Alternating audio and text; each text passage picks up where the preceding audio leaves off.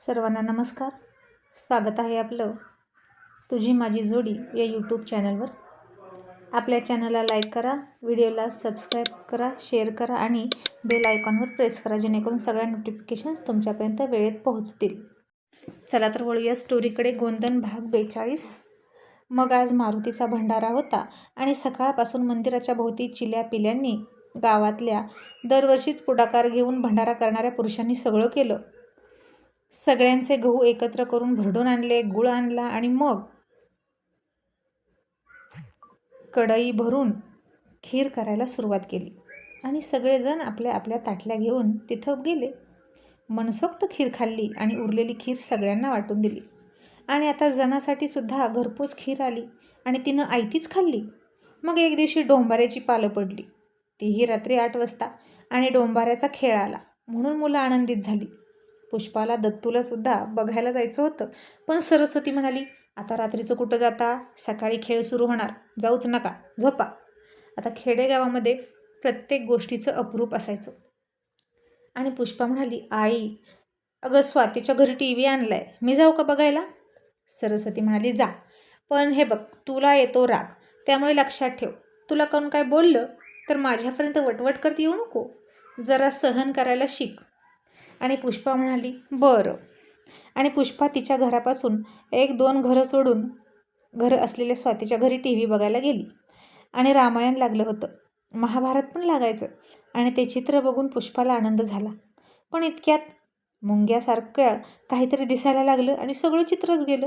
आणि स्वाती तिच्या बापाला म्हणाली, नाना अहो झुरमुळ्या आल्या TVला. तसा तिचा बाप रात्रीचाच बॅटरी घेऊन घरावर चढला आणि त्यानं अँटेना हलवला आणि मग पुन्हा चित्र आलं आणि मुलांना आनंद झाला.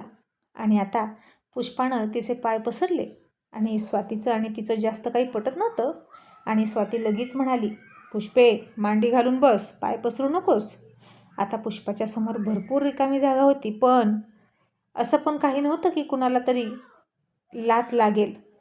पण ज्याच्या हाती ससा तो पारधी, किंवा बळी तो कानपिळी, या म्हणीसारखं स्वाती पुष्पाला दम देऊन बोलत होती. दोघीचं जास्त पटत नव्हतं ना म्हणून.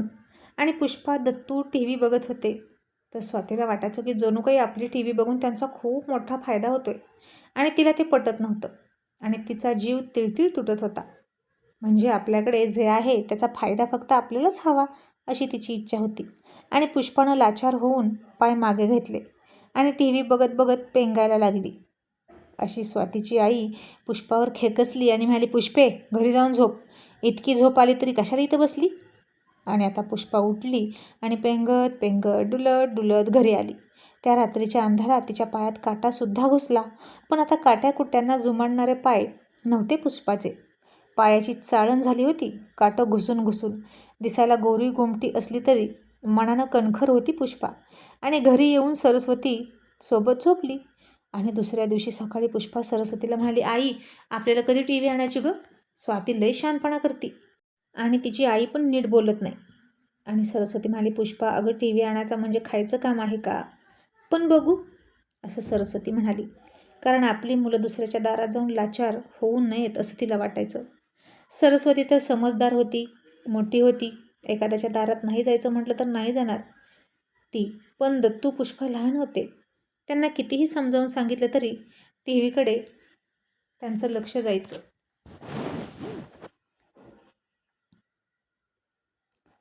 आणि लहान मुलांचं मन तिकडं ओढ घेणारच होतं.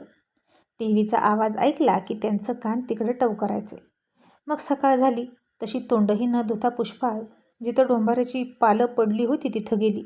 आणि तिथं एका बाजूला 3 दगडाची चूल केली होती, त्यावर काळ्या बगुल्यात भात शिजत होता.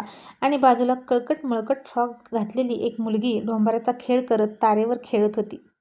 आणि ज्या बाईने भात शिजत घातला होता ती बाई एका लहान मुलाला पदराच्या आड घेऊन दूधही पाजायची आणि एका हाताने तिच्याजवळ गुबू गुबू गुबू वाजत असलेलं ढोलकंसुद्धा वाजवायची आणि सगळ्या गावाला खेळ बघायला बोलवायची. आणि तो आवाज ऐकून हळूहळू लोक येत होती.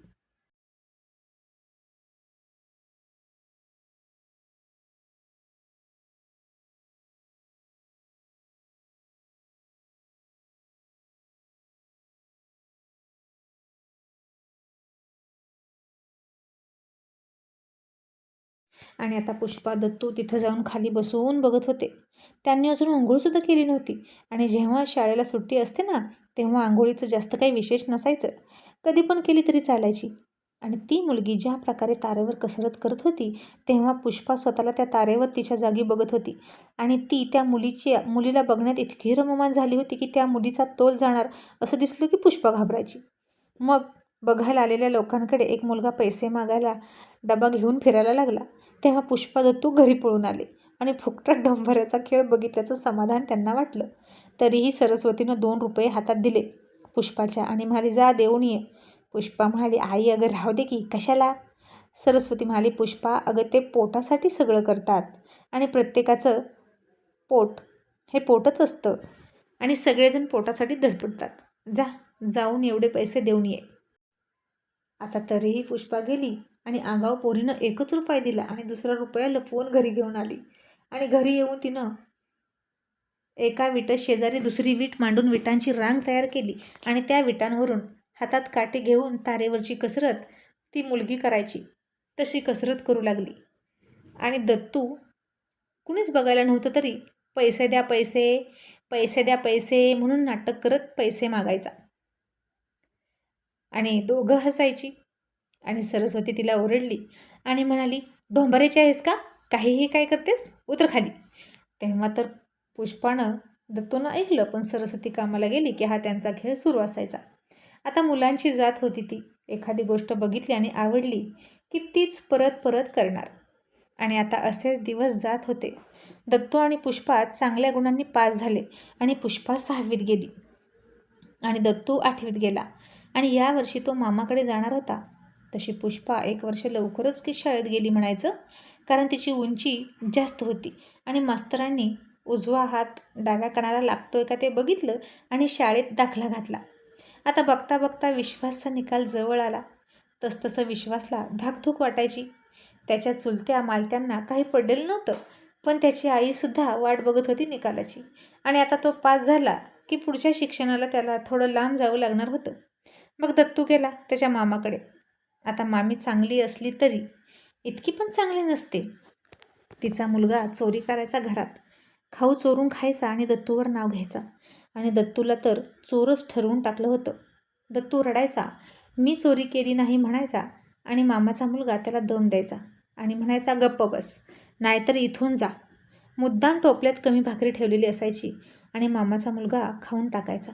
त्यामुळे कधी कधी दत्तूला उपाशी राहावं लागायचं.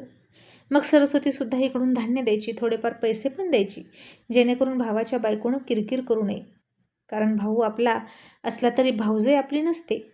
भावाला दया येईल एक वेळ भाचा म्हणून, बहीण म्हणून, पण भाऊजाईला कशाला दया येईल ना. तरी सरस्वती गहू द्यायची, ज्वारी द्यायची, हरभरा द्यायची. त्याच्या घरी जमीन होती पण नीट पिकत नव्हती आणि सरस्वती दुसऱ्याचे वाटे करून आलेल्या धान्यातलं धान्य त्यांना द्यायची. आणि तरीही भाऊजाईचं समाधान नसायचं आणि सरस्वतीच्या भावाची मधल्यामध्ये गळचेपी व्हायची, बायकोच्या बाजूनं बोलावं की बहिणीच्या. त्यामुळे त्याच्या तोंडाकडे बघून सरस्वतीला सगळं गिळावं लागायचं. मग सरस्वती भरपूर खायला घेऊन गेली की दत्तू आईला सांगायचं आणि म्हणायचं, आई तू आहे तोपर्यंतच मला खायला दे, नंतर काहीच मिळत नाही, कारण मामी लपवून ठेवते, मला नाही इथं राहायचं. आणि सरस्वती म्हणायची, कसे तरी दिवस काढ दत्तू, एवढं वर्ष तरी काढ, आपल्याकडे सोय नाही पुढच्या शाळेची. पुष्पाला तर 7वीपर्यंत शाळा शिकावी लागणार होती, कारण सरस्वती तिला कुठेच ठेवणार नव्हती शाळेसाठी. त्यामुळे सरस्वती त्याला म्हणायची, संतू भावड्या कसा शिकतोय तसा शिक. दत्तू म्हणायचा, मग मला संतू भावड्याकडे घालव, पण इथं नको. आई जेवताना मामी लय रागात बघती, एक भाकरी संपली आणि दुसरी मागावी म्हटलं की भीती वाटते, असं दत्तू बारीक चेहरा करून म्हणाला. आणि सरस्वतीच्या काळजाला 1000 घरं पडली आणि तिचे डोळे पाण्यानं भरले.